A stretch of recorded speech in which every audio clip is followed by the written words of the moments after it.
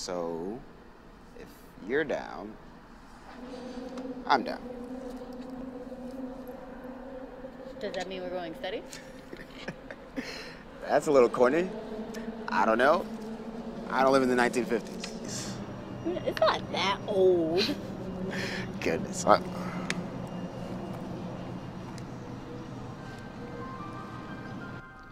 Hello?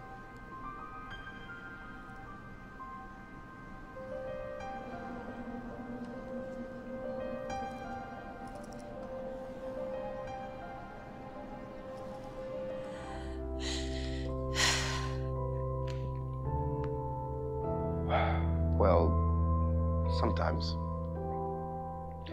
when we lose someone close, we imagine them because of how much we cared and loved them. Maybe you'd like to take a step back and see your blessing, see the glass half full instead of empty.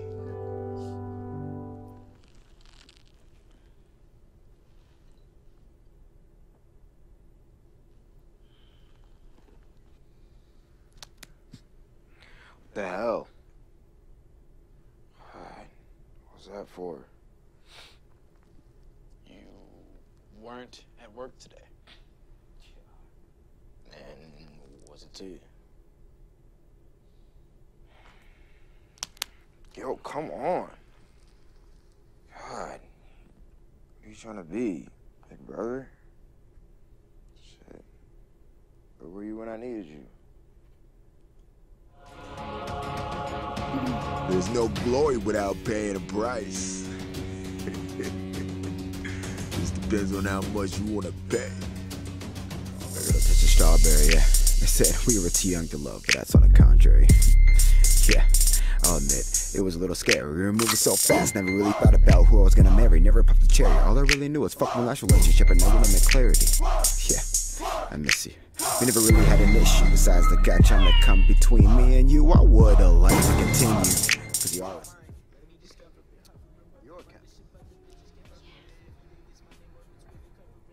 And you are? I'm Joey. Okay, Joey. And you are? Oh, sorry. I'm the assistant manager. My brother Anthony couldn't make it in today, so I'm supposed to train you. Your brother? Man, you two are like night and day. Expert.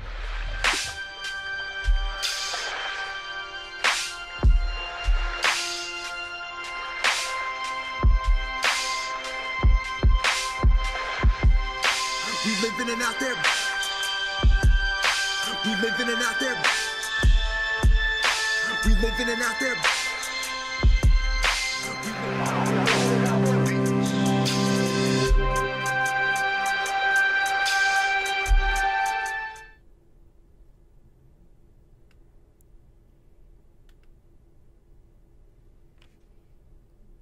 Hi, welcome to The Next Come Up.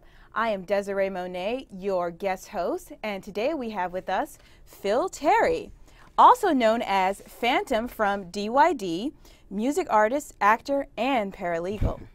Thanks for having me.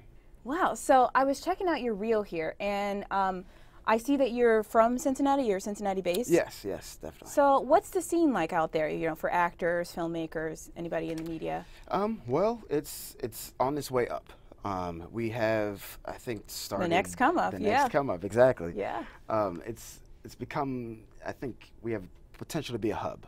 We have a lot of feature films coming here now that have, I think, been attracted to Cincinnati because of we look like an older day New York. I was talking with the casting director. She's like, because of the LED lights now, this looks like a past New York, and that's why filmmakers like it. And then we've also heard talks of other different venues coming up where artists can come and perform, you know, the big names. And I think that's helping out the music scene because now there's other music artists that are starting to collaborate and create this music community in Cincinnati. So, like I said, I think we have the potential to be another hub. Yeah, so like, is it just rebirthing it basically? Yes. Yeah, because I remember when I was in my first year of college, my theater director, he was also from Cincinnati, Oh, and yeah. that's when I had first heard about Cincinnati as being like a hub for acting and like any sort of media, entertainment business or a thing. And then I just keep hearing it over and over again. So yeah. We're working on it. We're getting All there. We're right. getting there. Okay. So how long have you been in the entertainment business? I've been in since I was 13 years old. I was working with my cousin in the basement. He had this equipment from his dad from like the 70s or something, and we would sit down there and try to make some cool sounds and stuff.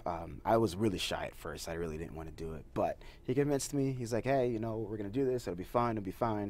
It wasn't about it until I was going through this breakup, and I realized that, you know, writing was the only thing that kind of got me through it.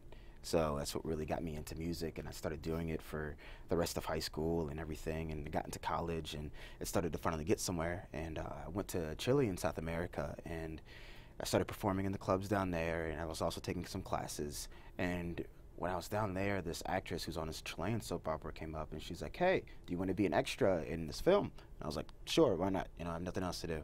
And then I fell in love with acting right there. So I came back to the U.S. and have been making music and acting ever since.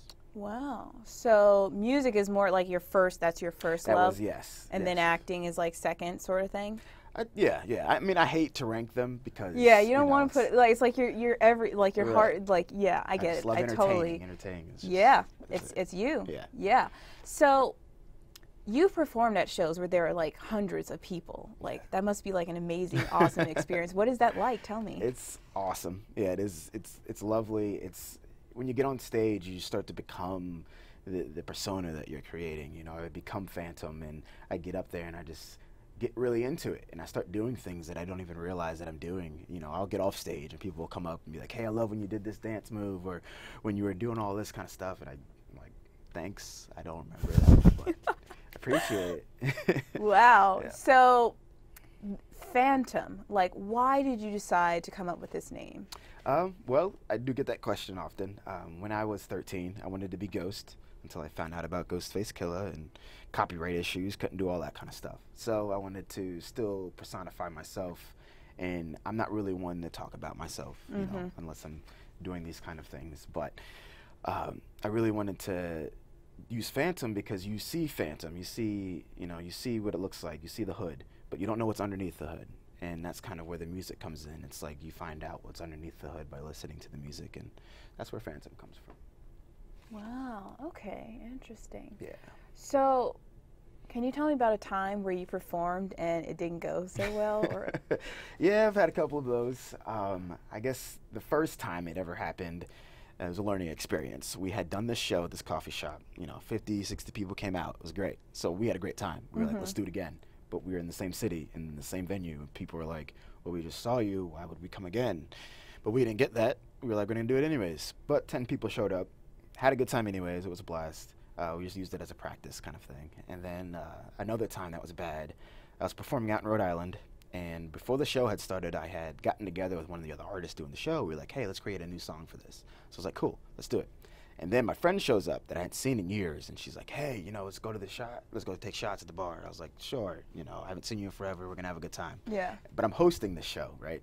So I get up there, and I'm doing my host stuff. I'm feeling a little loopy, obviously. But, you know, it's easy to do that while you're hosting. Yeah. But then it's time to do the song with all the artists. And You got to completely- activate the brain, Yeah. and you got a depressant. You took alcohol, Right. a depressant, so now your brain is like depressed. It's like what? It's What? like, I don't remember the words. Let me just make it up, I guess. So it's just freestyled it. I felt like it went well, maybe because of the alcohol. But I had a good time. I feel like other people did too. But That's all you need to know is that you had a good time. Yes. You know it went well. That's all you need to know. Right, that's it. Yeah. All right. Cool.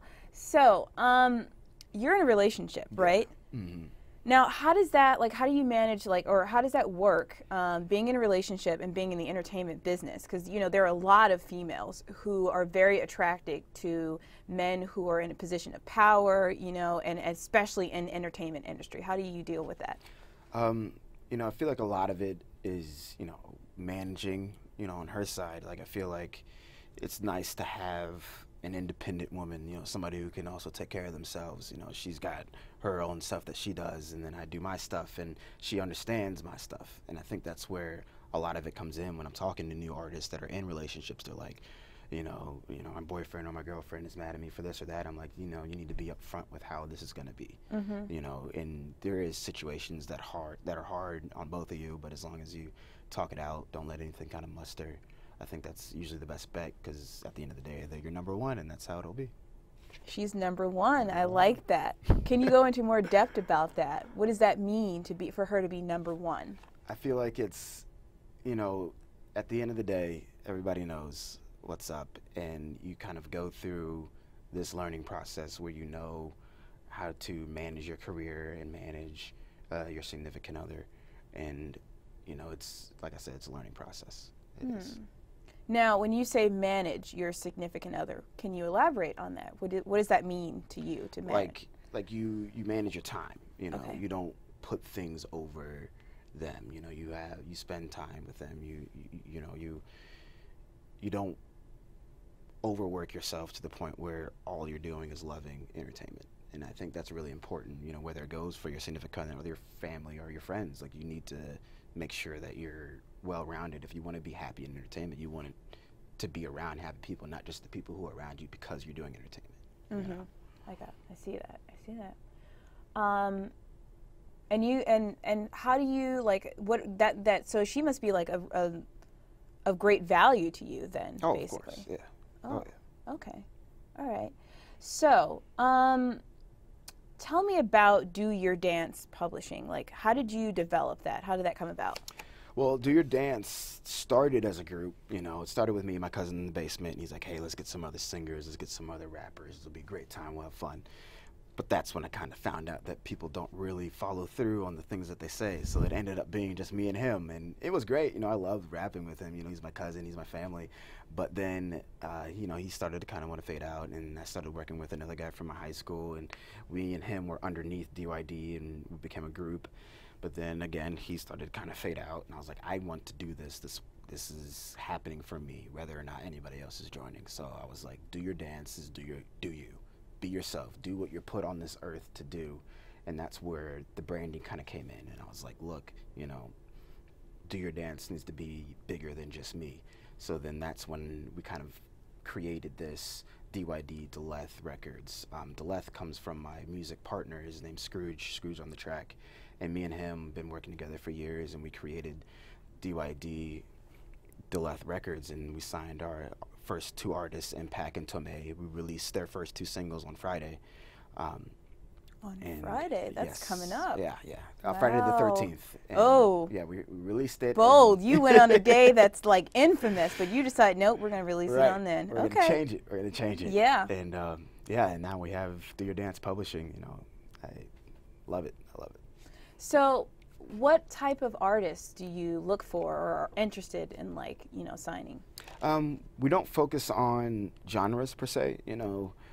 Impact and Tomei both have come into the studio before we had signed them, and we kind of saw where their head was at. We see, these people want to learn. They want to know how this music business works, and they really want to make it. It's not just about, let me make a song and get rich and get famous. So we were like, we'll take you guys on. They're like, well, how do you guys release your music? Because we were already on iTunes and Spotify at the time. And we were like, you know what, we're going to start our own label. So we turned to them, and we were like, we don't care what genre you make. Impact does more of the party music, even though it has lyrical content, and Tomei does this thing called Ode to Soul. We call it Ode to Soul because it's emotional, it's thinking, but she can also make the music where it's like you can just kind of chill out to it, you can drive to it. And so yeah, we really look for artists who are just ready to learn about the industry, and that's what we do. Yeah, and you say ready to learn, so elaborate on that. So we there's a lot of stuff that goes into music, and it's not just being a good artist. It's the business, it's branding, it's knowing your legal stuff, it's knowing your pros, your performance rights organizations, and getting your copyrights down. And that's kind of what we teach them along the lines. We don't just do it all for them. We say, hey, look, you need to set up your BMI, you need to set up your ASCAP. This is how the copyright's going to work. Here's our contract. This is how your royalties work. We really want to teach them what's going on so that they're not just going to be another artist not knowing what's happening out here and get taken advantage of. So your heart is into it. Like yeah, you said you want to teach them, you're about learning, so it's a school. Yeah, basically. it's a school. It's a school. Yeah. Yeah. Interesting. We don't make them pay for it though. Yeah. They still get paid. Yeah. Okay. I see. I like those kind Yes, of deals. yeah, Yeah. it's like- Okay. So Do Your Dance. Now, why did you decide to call it Do Your Dance?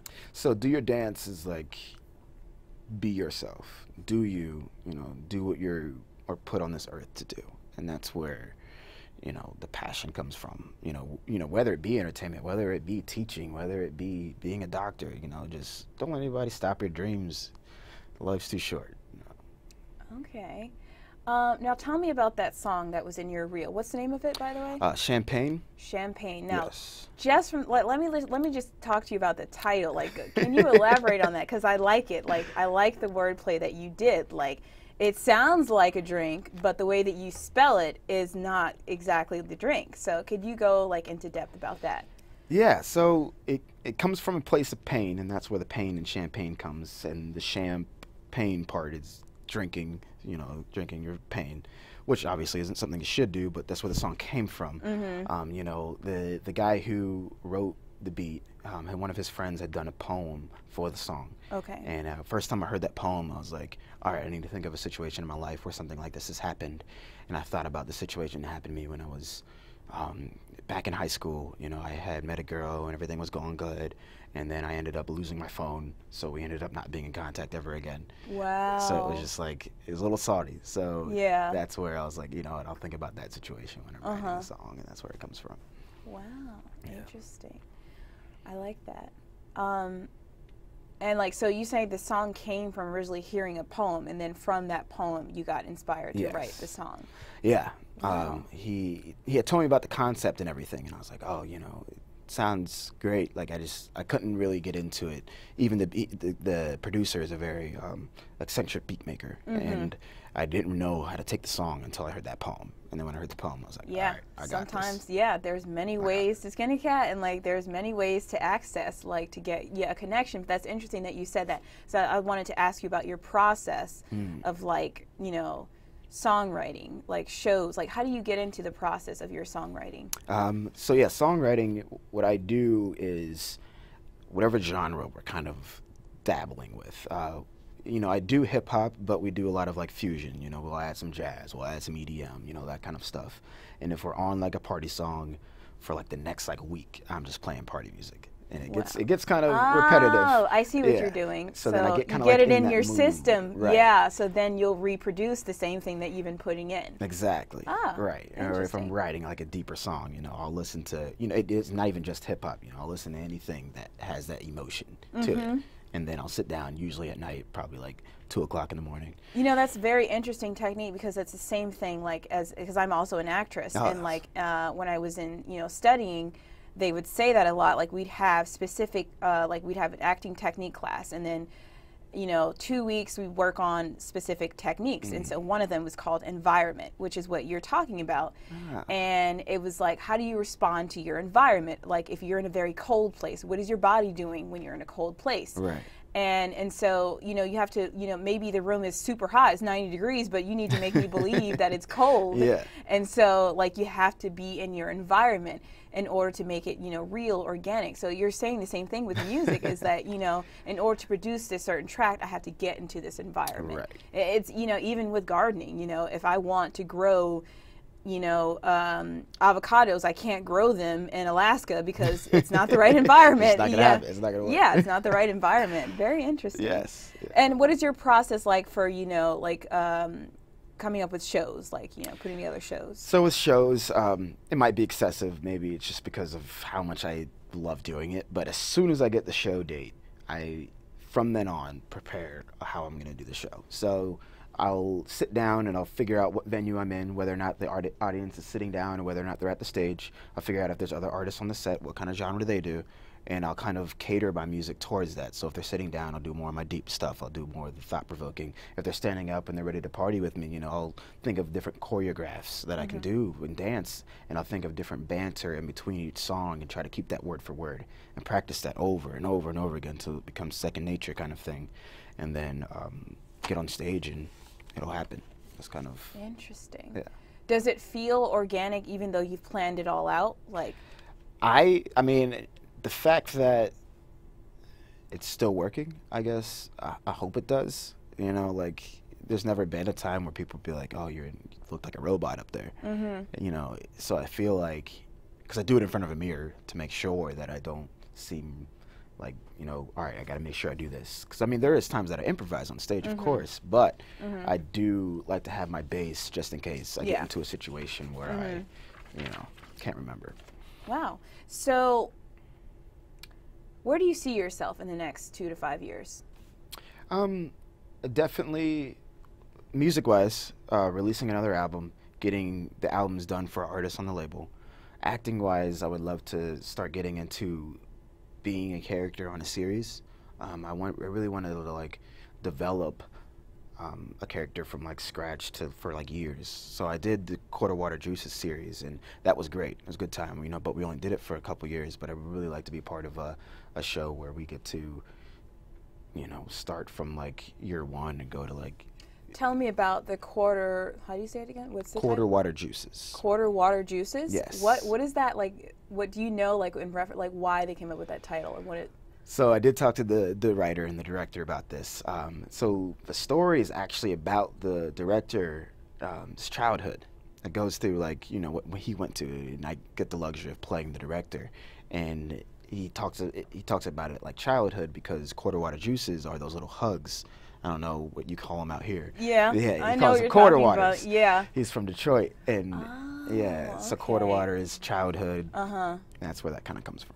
Oh, okay. Yeah, the little ones that are like 25 cents Yeah, or 50 you cents. can pull it off the little top. I used to be really bad at pulling off the Me tops. too. Like, I I just just poked spill the all hole the in it. juice. Yeah, everywhere. Yeah, I learned that after I spilled the juice Yes. everywhere like 3 or 4 times. too hard. Terrible. Wow. Okay. And what was your experience like working on that show? I loved it. I played this like awkward, introverted, hopeless romantic guy, and I could probably say that about myself in high school. I've become more realist now, but I was kind of like that. So it was like trying to take myself back to that and be very poetic and be very emotional and focus on those kind of emotions. Yeah. So it was fun playing that character. Now you say that you want to be on a show where you can like have a long-term investment in developing the character. Why would you want to do that? I think because I love the like family aspect of the set. Like it really changes the whole film. The fact that people know that these people are also friends. You know, like The Office, like Friends, like those kind of shows where you see those characters change throughout time. You know, whether or not like the world around them is changing, but you see their relationships change. You How they see grow. how they grow as Yeah. people, and I love that aspect about film. Yeah, because I heard that from, I was listening to an interview with Beyonce, and she was saying how, you know, when Destiny's Child first started out, and then the changes that happened in the group. And I didn't understand what she meant by, those are my family, you know, and now I understand what she means. Yeah. Like once I got in that experience and I was on a set and I was with people and you see them like, Right. you know, multiple times throughout the week, you're working with these people hours on the day, it's like family. You get comfortable with these people, you know, you start to relax because, you know, the first day is like, hi, you know, I'm an actor, you're an actor. Right. Let's do our acting thing. And then after a while, it's like, oh, okay, I know who you are. What's up? How you doing? We're Right. going to do this scene today. Let's rehearse. Let's do our lines. And then after, you know, when we're standing around doing nothing, yeah, so now I get it. I totally get what that means. And yeah, I'd rather do that, like, you know, because it's like, it's a long-term, and it's just great. Yeah, It's just a it's just great great. experience It's just a all good the way. So I was going to ask, who do you think who would you say is your biggest supporter? I would definitely say my girlfriend, Casey. You know, she's seen the ups and downs of it. You know, we've been dating for like 5 years, and she's seen me go from like a place where I have like nothing, you know, I'm starving artist, and then the place where we're like getting somewhere and we're finally making money and we're making moves and getting to talk to people. Yeah, you know, she's kind of seen it all the way through, so she's been awesome. Awesome, yeah. Wow. That's nice that you have somebody that's been with you like through everything. Right. Like, because that's a very rare thing that doesn't happen a lot. Yeah. So what would you say is some good advice to someone that's, you know, starting out like in this business? I think it would be know the world you're about to get into. Know it's about to be busy. Know you're about to work, and realize that it's not about making money. You know, if you're in it to make money, you're not gonna have a good time. It's gonna be terrible. But if you're in it to, you know, you love what you're doing, you're gonna make money because people are gonna see that you love what you're doing. That's what brings, it's the love that brings the money. Right. Yeah, and that's Phil Terry, the next come up.